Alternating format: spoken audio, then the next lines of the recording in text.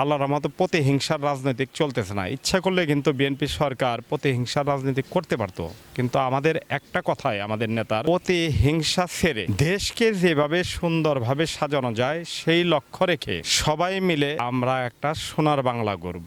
3 মাস চলাকালীন দেখেন কোনো থানায় কাউকে আমরা হরানি বা কাউকে কোনো কিছু মামলা হামলার কাউকে শিকার হইতে হয় নাই। শান্তিপূর্ণভাবে বসবাস করতে চাই। এমপি মহোদয় সাহেব একটু আগে দেখছেন যে ধামরাই আমাদের শামসু কাকার বাসা আসলে তার একটা উদ্যোগ আছে।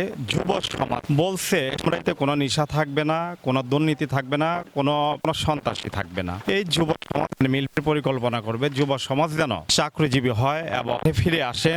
তিনি করতেছেন, ইনশাল্লাহ সেইটাও পরিকল্পনায় সাকসেস হবেন। আমাদের সকলকে নিয়ে আমরা তাকে সব সময় যে কাজে যে কোনো সময় আমাদের ডাক আমরা তার পাশেই থাকব। পাশে থেকে যেভাবে সুন্দর হয় তার সাজেশন অনুযায়ী, এমপি মহোদয়ের সাজেশন অনুযায়ী আমরা সেভাবেই কাজ করব। যুব সমাজকে চাকরিজীবী করব। নেশা মাদক সন্ত্রাসী এই ধামরাইতে কেউ থাকবে না।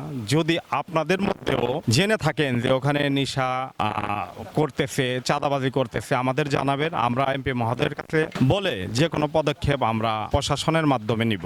যারা আছেন ধামরাইবাসী সবাই আমাদের এমপি মহোদয় সাহেবকে যেভাবে সুন্দর সাজেশন আছে আপনারা দিবেন। আপনাদের সাজেশন অনুযায়ী ইনশাল্লাহ সুন্দরভাবে আমাদের এমপি মহোদয় সাহেব ধামরাইটাকে সুন্দরভাবে সাজাবে।